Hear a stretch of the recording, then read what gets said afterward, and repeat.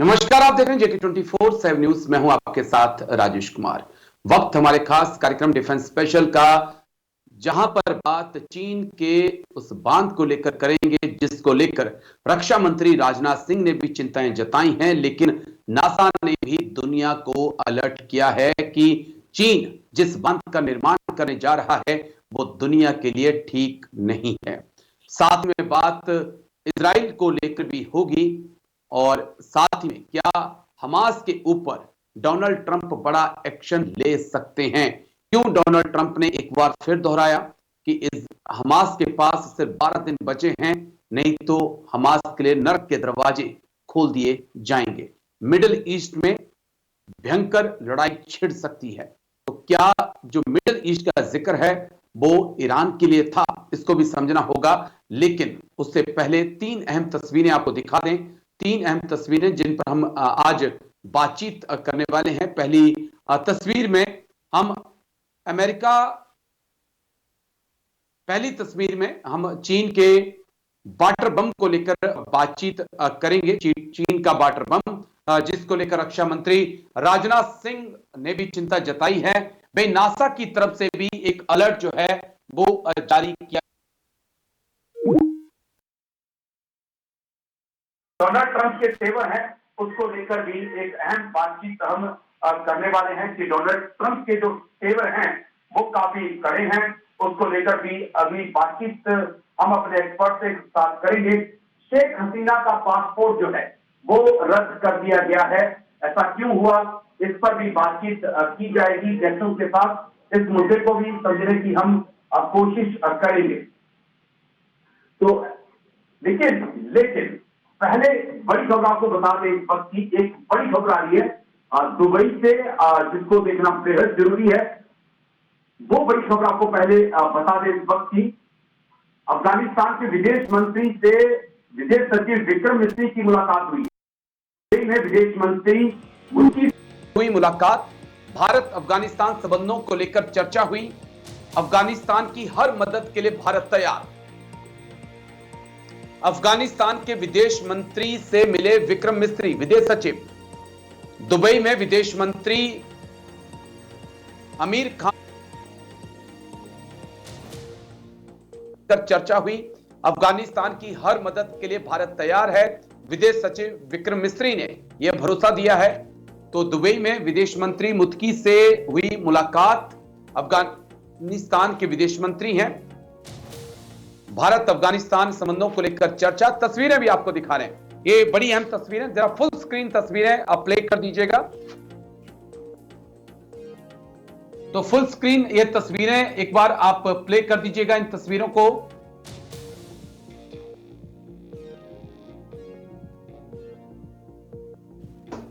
ये तस्वीरें आप देख लीजिए। विदेश सचिव विक्रम मिस्री की दुबई में आमिर खान मुत्की, जो कि अफगानिस्तान के विदेश मंत्री हैं, उनके साथ मुलाकात हुई है। और यह मुलाकात उस वक्त हुई है जिस वक्त पाकिस्तान अफगानिस्तान में बहुत ज्यादा टेंशन है। ड्रोन लाइन पर दोनों तरफ से सेनाएं मौजूद हैं। पाकिस्तान ने अफगानिस्तान पे एयर स्ट्राइक की थी और भारत ने उस एयर स्ट्राइक पर हाल ही में एक बयान दिया था और कहा था कि पाकिस्तान अपने दोष जो है वो दूसरों पर मर देता है। और उसके बाद ये तस्वीर बहुत कुछ कहती है। सीधे शब्दों में कहूं तो आज की रात शहबाज शरीफ और जनरल मुनीर को नींद नहीं आने वाली है इन तस्वीरों को देखने के बाद। तो चर्चा की शुरुआत इन तस्वीरों के साथ ही करेंगे, क्योंकि एक अहम मुलाकात ये हुई है दुबई में। और इस मुलाकात के क्या मायने हैं ये तो डिफेंस एक्सपर्ट ही बता पाएंगे। हमारे साथ जाने माने defence expert colonel Sanjeet Sirohi sir जुड़ चुके हैं। बहुत बहुत शुक्रिया सर, जय हिंद। सबसे पहले थैंक यू समय देने के लिए। हमारे साथ डॉक्टर ब्रह्मदीप अलूने, विदेश मामलों के जानकार, भी जुड़ चुके हैं। बहुत बहुत शुक्रिया अलूने सर, जय हिंद, थैंक यू सर। चर्चा की शुरुआत कर्नल संजीत सिरोही सर आपके साथ करूंगा। सर, ये जो तस्वीरें आई, जो दुबई में जो मुलाकात हुई और अफगानिस्तान के विदेश मंत्री आमिर खान मुत्की के साथ भारत के विदेश सचिव की मुलाकात, और मुलाकात उस वक्त जिस वक्त हम देख रहे हैं कि तालिबान और पाकिस्तान डोरन लाइन के आमने सामने खड़े हैं, क्या मैसेज है सर, क्या कुछ होने वाला है? देखिए राजेश जी, पहले तो मैं आपका धन्यवाद देता हूं कि आपने अपने चैनल पे मुझे बुलाया और एक अहम मुद्दे के ऊपर बात करेंगे। ये जो विदेश सचिव हमारे गए हैं दुबई में और वहाँ के अफगानिस्तान के जो फॉरेन मिनिस्टर हैं उनसे मुलाकात हुई, इसकी बहुत अहम भूमिका रहेगी, क्योंकि भारत जो है अपनी तरफ से पूरी कोशिश करेगा अफगानिस्तान को हर तरह की मदद करने के लिए। क्योंकि जैसा आप जानते हैं पिछले कुछ दिनों से अफगानिस्तान और पाकिस्तान में बहुत टेंशन चल रही है। दोनों की तरफ से जो है एयर स्ट्राइक हुई है। पाकिस्तान ने उनके ऊपर एयर स्ट्राइक की, उन्होंने उनकी चौकी पे हमला किया जिसमें उनके 16 जवान मारे गए। उसके बाद जो है अफगानिस्तान ने फिर हमला किया। अब बात यहां तक पहुंच गई है कि अफगानिस्तान अब जो दोरंद लाइन है उसको एक्सेप्ट ही नहीं कर रहा है। तो इसका मतलब ये है कि ये मसला इतनी आसानी से खत्म होने वाला नहीं है, क्योंकि पाकिस्तान दुरंत लाइन को इंटरनेशनल बाउंड्री समझता है और अफगानिस्तान इसको जो है इंटरनेशनल बाउंड्री नहीं समझता, इसको दुरंत लाइन बोलता है। तो ये जो मुद्दा है ये एक बहुत सालों से चल रहा था, लेकिन अब ये इसकी जो मेन भूमिका है और इसको सॉल्व करने की पाकिस्तान को अपनी तरफ से डिप्लोमेटिक कोशिश करनी चाहिए बजाय के लड़ाई करने के। क्योंकि जी आज तक अफगानिस्तान के ऊपर कोई सी भी देश ने, चाहे वो अमेरिका हो चाहे वो रशिया हो, वो वहां पे कंट्रोल नहीं कर सका। तो अगर पाकिस्तान को ये गलतफहमी है कि वो अपनी फौज से पाकिस्तान अफगानिस्तान को कंट्रोल कर लेगा या अपने मर्जी के मुताबिक करेगा, ये उसकी सबसे बड़ी गलती है। उसको नहीं करनी चाहिए और उसको डिप्लोमेटिक चैनल से अगर अफगानिस्तान को शांत कर सकता है तो वही उसके पास एक ऑप्शन है, बाकी उसके पास कोई ऑप्शन नहीं है। और ये जो मुलाकात है, जैसे आपने सही कहा है, उनके आर्मी चीफ मुनीर साहब को और शहबाज शरीफ को आज नहीं, उनको कई दिन तक नींद नहीं आएगी, क्योंकि उनके दिमाग में ये चल रहा है कि भारत अफगानिस्तान के साथ क्या खिचड़ी पका रहा है। राजेश जी। जी, अभी तो सर खिचड़ी पकना शुरू हुई है। चलिए मैं डॉक्टर ब्रह्मदीप अलूने के पास जा रहा हूं। डॉक्टर ब्रह्मदीप अलूने, क्या मायने इस मुलाकात के सर? हमने हाल ही में देखा कि भारत के विदेश मंत्रालय की तरफ से तल्ख टिप्पणी की गई थी पाकिस्तान की एयर स्ट्राइक को लेकर और कहा गया था कि आप अपने कर्मों का फल भुगत रहे हो और आप उसके दूसरों को दोषी ठहराते हो। उसके बाद ये मुलाकात, क्या मायने, क्या मैसेज है पड़ोसी को सर? देखिए राजेश जी, एक किताब है द आर्ट ऑफ वार। वो बहुत मशहूर किताब है और द आर्ट ऑफ वार ये स्पष्ट करती है कि बिना युद्ध किए युद्ध जीत जाना वही असल जीत होती है। दरअसल बात यह है कि अफगानिस्तान और पाकिस्तान के बीच जो संघर्ष हो रहा है और वहां पर भारत के टैंक ऑलरेडी जा चुके हैं, तो ऐसे समय में यदि तालिबान के अधिकारी भारतीय राजनयिकों से मिलते हैं, इसका मतलब तालिबान स्पष्ट संदेश देना चाहता है पाकिस्तान को कि यदि पाकिस्तान की सेना, आईएसआई या पाकिस्तान के सैन्य जनरल यदि कोई गुरेज करते हैं, यदि कोई साहस करते हैं, यदि पाकिस्तान को दबाव में लाने की कोशिश करते हैं, तो वे बिल्कुल ये इस बात से उन्हें कोई परहेज नहीं होगा कि भारत से हथियार लेकर वो पाकिस्तान के खिलाफ प्रयोग क्यों न कर दे। और सबसे बड़ी बात यह भी है कि पाकिस्तान इसलिए भी दबाव में आ सकता है क्योंकि भारत की जो ब्रह्मोस मिसाइल है वह अभी आजकल दुनिया में हथियारों के बाजार में बहुत मजबूत दस्तक दे चुकी है। इवन जो भारत के ड्रोन हैं, भारत के बहुत सारे विमान हैं, तो ऐसे में तालिबान ने बहुत ही मास्टर स्ट्रोक खेला है। और इस निश्चित तौर पर जो सर जिस बात कर रहे हैं कि अभी पाकिस्तान के सेनाध्यक्ष को नींद नहीं आने वाली है, क्योंकि भारत ने यदि तालिबान को हथियार दिए तो एक प्रकार की सामरिक घेराबंदी हो जाएगी। और आप सोचिए कि ईरान को लेकर तो पाकिस्तान पहले दबाव में, ईरान से एक लंबी सीमा लगती है। अब इसके बाद डुरंट लाइन को तो अफगानिस्तान मानता ही नहीं है। और सबसे बड़ी बात यह है कि जो पाकिस्तान का खैबर पख्तूनख्वा का इलाका है, जहां पर टीटीपी जो है उसने पाकिस्तान की सेना के नाक में दम कर रखा है, और वो जो टीटीपी है वो तालिबान की सबसे बड़ी मददगार है। इवन वजीरिस्तान तक पाकिस्तान का जो इलाका है, तो क्या पाकिस्तान के जो सेना है वो तालिबान के इस कदम से दबाव में होगी या वह आक्रामक होने का संदेश देने की कोशिश करेगी, यह देखने वाली बात होगी। लेकिन तालिबान ने जिस प्रकार से भारत से संबंधों को पाकिस्तान को दिखाया है, और इस समय तो तालिबान ने संदेश दिया है कि यदि पाकिस्तान ने ठीक तरीके से सीमा पर शांति नहीं रखी तो हो सकता है कि आने वाले समय में तालिबान भारत की मदद से पाकिस्तान के और भी इलाकों पर निशाना बना दे। और यहाँ पर सबसे बड़ी बात है, जो सबसे बड़ी चिंता की बात होगी, वो पाकिस्तान के वो सामरिक ठिकाने या वो परमाणु ठिकाने जो कि बलूचिस्तान के करीब है, जो कि जी बलूचिस्तान भी अशांत है, वजीरिस्तान के करीब है। तो ऐसे जी में पाकिस्तान के वो सैन्य ठिकाने जो है वो संकट में पड़ जाएंगे। तो फिलहाल तालिबान ने बहुत ही मास्टर स्ट्रोक खेला है। राजेश जी, चलिए, मैं लौटता हूं सर, आपके पास आऊंगा। मैं colonel Sanjeet Sirohi sir, tit for tat, आप ढाका लेने की सोच रहे थे, लेकिन ऐसा ना हो कि ढाका के सपने देखते देखते आप बलूचिस्तान भी गवा दें, खैबर पख्तूनख्वा भी गवा दें। परिस्थितियां बड़ी चुनौतीपूर्ण खड़ी कर दी हैं सर। बिल्कुल बिल्कुल राजेश जी, पाकिस्तान के लिए ये जो वक्त चल रहा है ये बहुत बुरा वक्त है। उधर जो है पाक तहरीके पाकिस्तान तालिबान ने उनको दुखी कर रखा है, उधर तालिबान ने कर रखा है, और अब तालिबान और बीएलए और उनकी जो मजीद ब्रिगेड है वो भी सब मिल गए हैं। उधर चाइना ने पाकिस्तान के साथ पैसा देना बंद कर दिया, उनका ट्रेड भी जो है कम होता जा रहा है। तो ये पाकिस्तान के लिए बहुत बुरा वक्त है। और इसमें मैं एज ए फौजी बोलना चाहता हूं, डिप्लोमेट तो अपना काम करेंगे, भारत को इसका पूरा फायदा उठाना चाहिए, क्योंकि जिस तरीके से पाकिस्तान भारत को घेरना चाहता है, बांग्लादेश के साथ दोस्ती करके, बांग्लादेश को हथियार देके, बांग्लादेश के यंग ऑफिसर्स को ट्रेंड करके, उसी तरीके से जो आप टिट फॉर टैट कह रहे हो, टिट फॉर टैट होना चाहिए, और ऐसा टिट फॉर टैट होना चाहिए जो पाकिस्तान को ये पता लग जाए कि भारत की शक्ति क्या है। हमको जो है अफगानिस्तान का पूरी तरीके से इमदाद करनी चाहिए, चाहे वो इकोनॉमिक हो, चाहे वो मिलिटरीली हो, चाहे इक्विपमेंट की हो, और पाकिस्तान को दोनों तरफ से जो प्रेशराइज करना चाहिए, ताकि जो पिछले 70-75 साल से पाकिस्तान ने जो भारत के साथ जो है कभी कारगिल किया, कभी 1965 की लड़ाई, कभी 1971 की, कभी 1948, उन सब लड़ाइयों को डिप्लोमेटिकली, और जैसे कि हमारे साथ जो प्रवक्ता हैं उन्होंने बताया जी है कि जो बुक है उस बुक में बिना लड़े भी जीता जा सकता है। तो मेरे को लगता है भारत के लिए ये डिप्लोमेटिक जीत होगी अगर अफगानिस्तान को हर तरह से मदद करे। राजेश जी।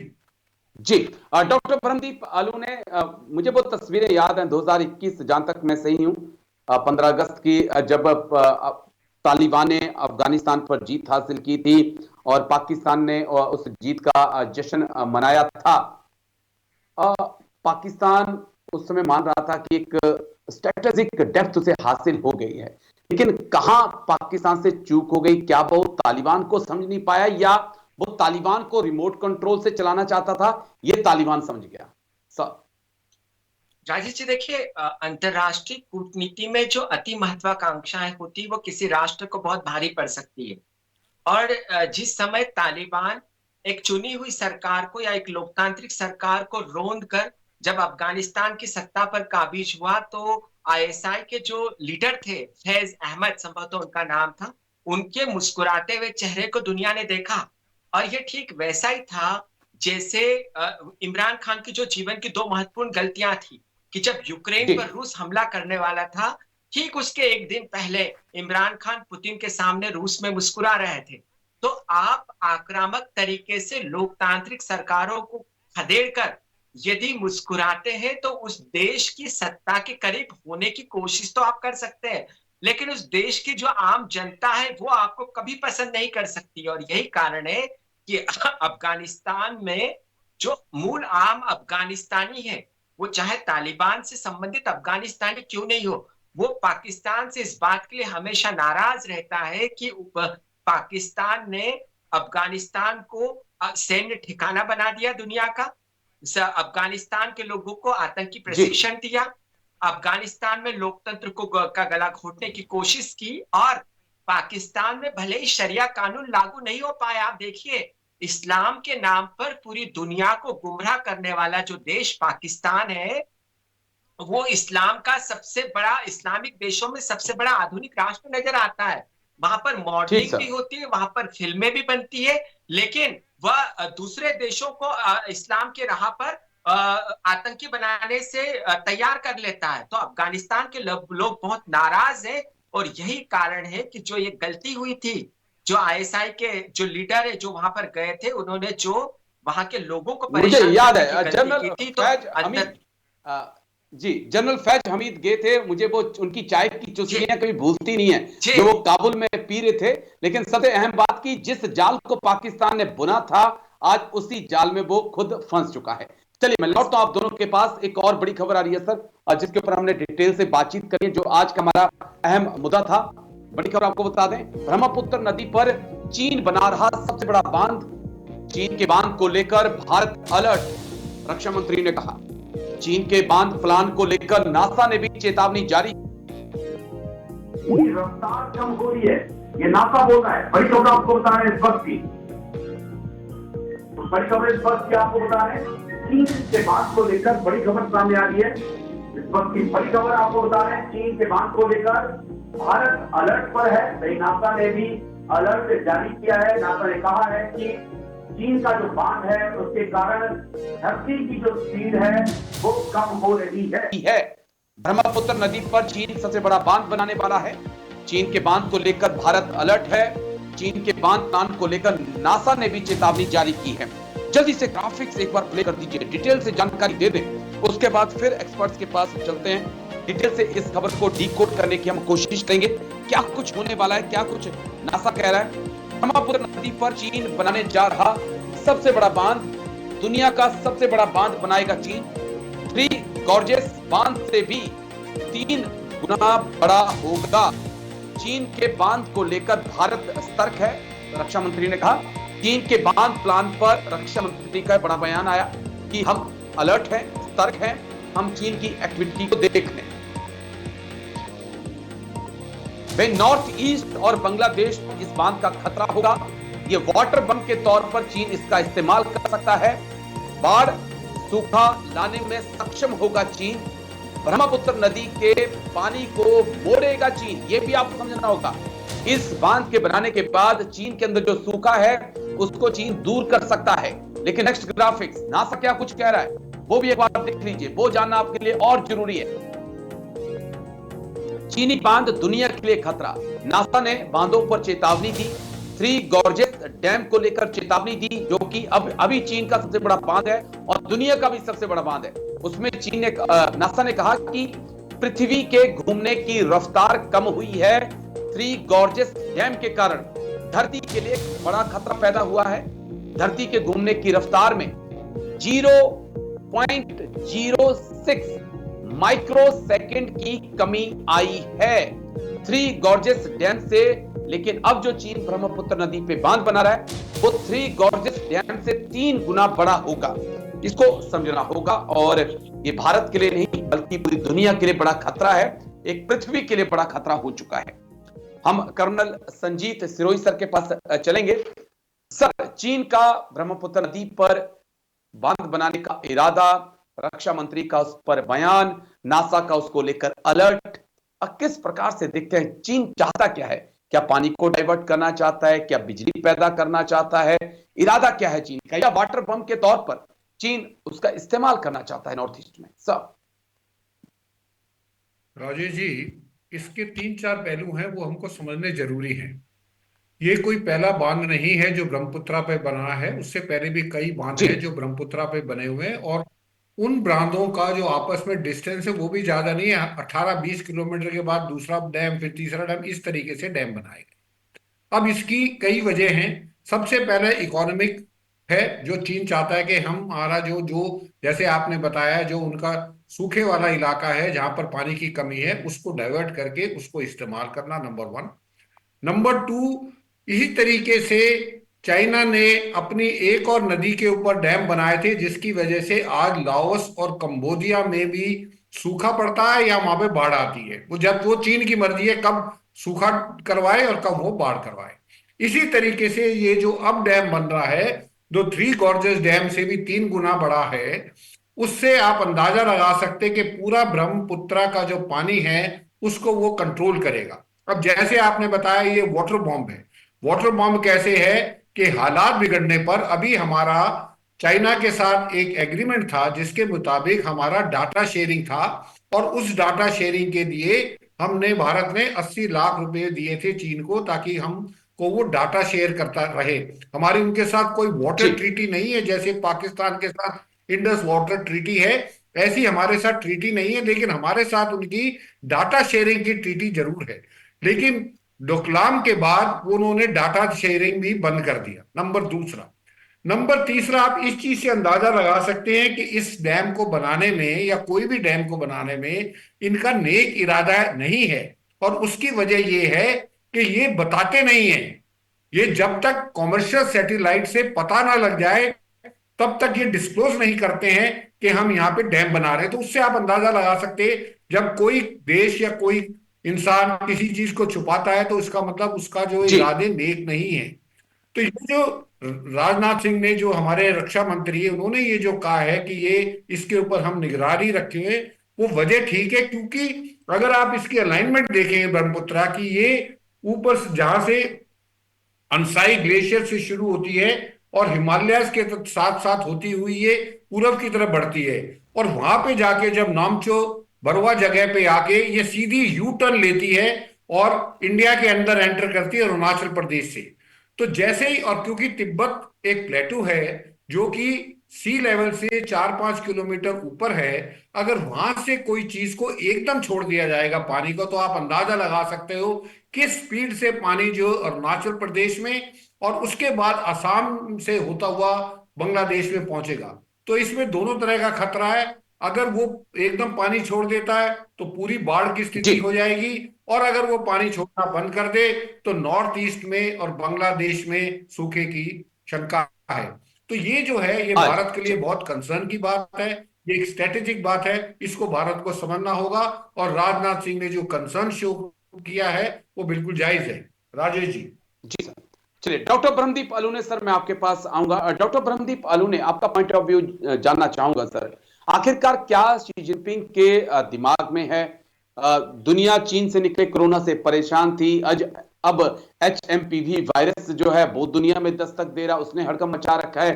तीसरी तरफ चीन बड़े बड़े बांध बनाकर एशिया का ही पानी रोकना चाहता है। बात जैसे संजीव श्रोत सर ने भी कहा कि कंबोडिया जैसे देश भी परेशान है, और अब भारत की ब्रह्मपुत्र नदी का पानी रोकने की एक कोशिश।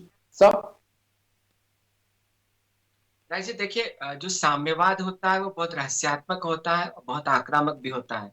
और जब वो साम्यवाद जो है वो मार्क्स और लेनिन से निकलकर माओ तक पहुंच जाता है, तो फिर वो बंदूक की नली की बात करने लगते हैं। तो दरअसल बात यह है कि भारत और चीन के संबंधों में अविश्वास इतना गहरा है। और दूसरी बात यह भी कि जो भारत की विदेश मंत्री जयशंकर ने पिछले दिनों कही भी थी, ये जो भारत और इनके बीच शांति समझौता हुआ था, भारत और चीन के बीच, कि हम पहले नजर रखेंगे। तो आप बंदरगाहों पर कब्जे करके या जो भारत के आसपास के देश है उन बंदरगाहों पर सामरिक संबंध बढ़ा रहे, आपने भारत को चारों तरफ से घेर लिया है। आप भारत पर दबाव बनाने के लिए लद्दाख से लेकर जो पूरी हमारी पूर्वोत्तर की एक लंबी सीमा है, वहां पर आप भारतीय सेना पर दबाव बना रहे हैं, लगातार बना रहे हैं। और उसके जी बाद अब यह जो रणनीति है, चूंकि भारत और पाकिस्तान के बीच, भारतीय प्रधानमंत्री कई बार बोल भी चुके थे पाकिस्तान पर लेकर, और पानी को लेकर भारत और पाकिस्तान के बीच दबाव बन रहा था, तभी चीन ने इशारा किया था। और चीन के इरादे जो है वो इसलिए भी कभी ठीक नहीं हो सकते, क्योंकि भारत उसके लिए न केवल एक सामरिक प्रतिद्वंदी है, लेकिन भारत उसके लिए एक आर्थिक प्रतिद्वंदी भी है। सबसे बड़ी बात है जी कि एशिया में जो यूरोप और अमेरिका चीन को एशिया में सीमित करना चाहता है, तो उसमें एशिया केंद्रित नीति के सेंटर में भी नाटो हो या अमेरिका, सबने भारत को रखा है। तो सर ओके जिस बारे में बात भी कर रहे थे कि यह बहुत खतरनाक है कि आप हिमालय में एक बड़ा सा बांध बनाते हैं, और वहां से जो वैसे ही जो हिमालय है वहां की इतनी जटिलताएं हैं, और वहां पर कोई बांध जो है वो बहुत विध्वंसक हो सकता है। तो मुझे लगता है कि इस मामले में भारत को बहुत ही आक्रामक होने की जरूरत है। और अंतर्राष्ट्रीय जी न्यायालय को तो चीन मानता नहीं है, लेकिन भारत को वैश्विक स्तर पर, इवन क्वाड जैसे जो सदस्य है या आसियान है, ऐसे मंच पर आकर इस बांध को बनाने से किसी कीमत पर चीन को रोकना चाहिए। क्योंकि यदि आप चीन पर भरोसा करते हैं तो फिर आपके लिए, कम से कम आपकी सामरिक सुरक्षा के लिए, वो बहुत विध्वंसक हो एक सकता है और बहुत बड़ा खतरा खतरनाक हो हो सकता सकता है। है। ठीक है सर। जी। चलिए मैं लौटता हूं आप दोनों के पास। एक और बड़ी खबर है, उसके बाद मैं आपके पास आऊंगा। बड़ी खबर आपको बता दें इस वक्त की, एक और बड़ी खबर, अमेरिका से जुड़ी हुई बड़ी खबर। डोनाल्ड ट्रंप ने हमास को दिए 12 दिन, बंधक छोड़ो नहीं तो बर्बाद कर दूंगा, ट्रंप बोले। 20 जनवरी को शपथ लेने जा रहे डोनाल्ड ट्रंप, ईरान पर भी एक्शन की तैयारी में है ट्रंप। डोनाल्ड ट्रंप ने हमास को दिए 12 दिन, बड़ी खबर इस वक्त की, बंधक छोड़ो नहीं तो बर्बाद कर दूंगा, डोनाल्ड ट्रंप बोले। 20 जनवरी को शपथ लेने जा रहे डोनाल्ड ट्रंप, ईरान पर भी एक्शन की तैयारी में है ट्रंप। तो एक बार ग्राफिक्स जल्दी से, उसके बाद फिर एक्सपर्ट्स के पास हम चलेंगे डिटेल से इस खबर को समझने के लिए। क्या कुछ डोनाल्ड ट्रंप आगे करने वाले हैं?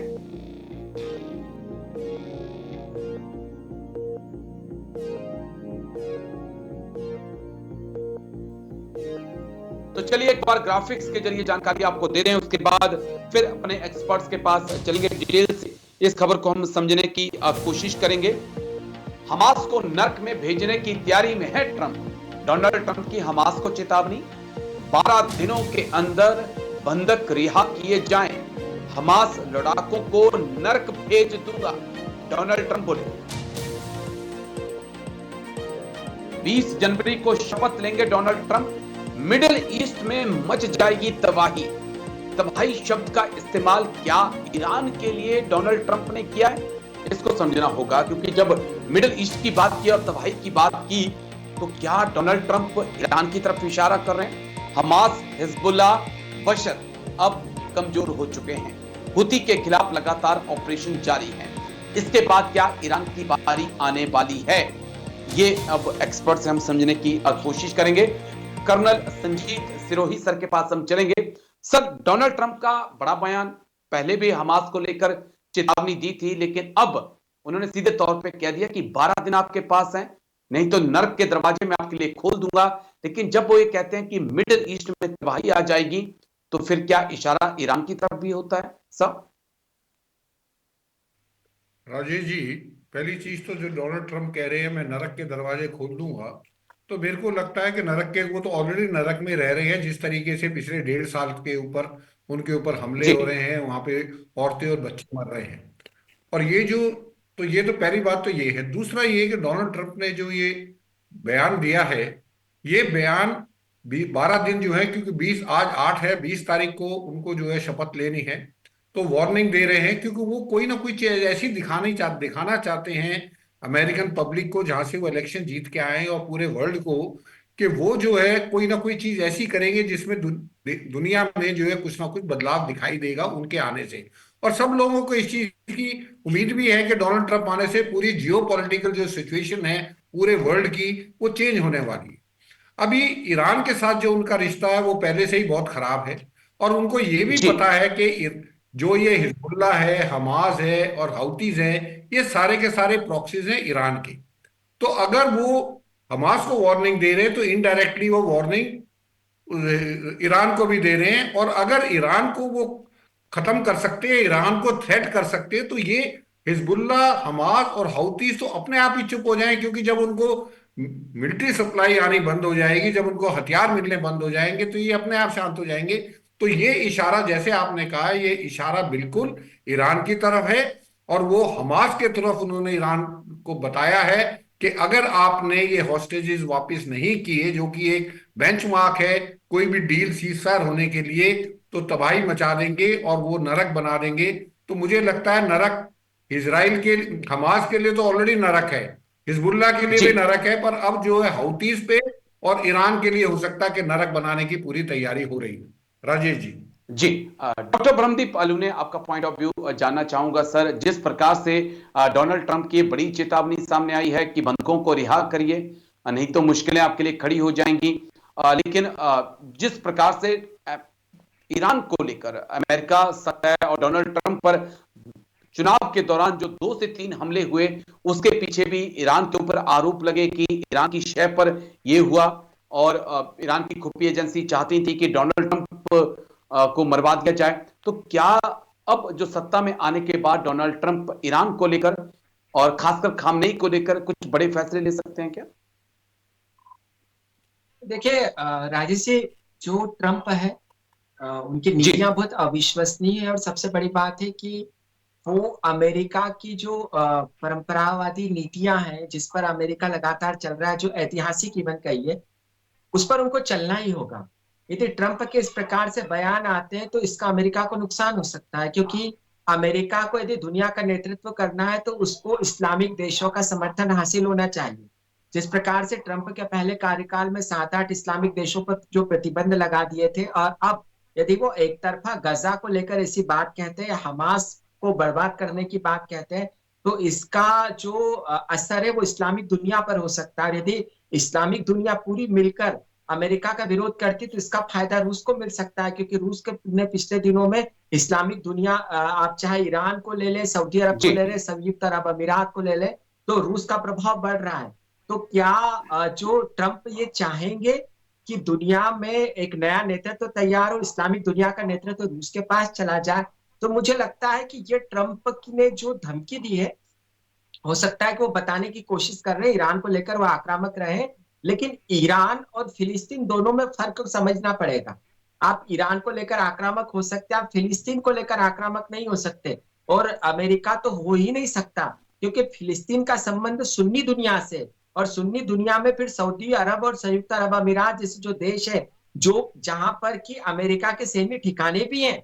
तो ट्रंप राजनीतिक तौर पर ऐसे बयानबाजी कर ले, लेकिन सीआईए के जब पास जाएंगे, या जो एफबीआई होगी, या जो वहां के वैदेशिक मंत्रालय होगा, वो आने जी वाले समय में ट्रंप को ये जरूर बताएगा, और मुझे लगता है कि ट्रंप के बयानों में आने वाले समय में आप परिवर्तन भी देखेंगे। राजेश जी।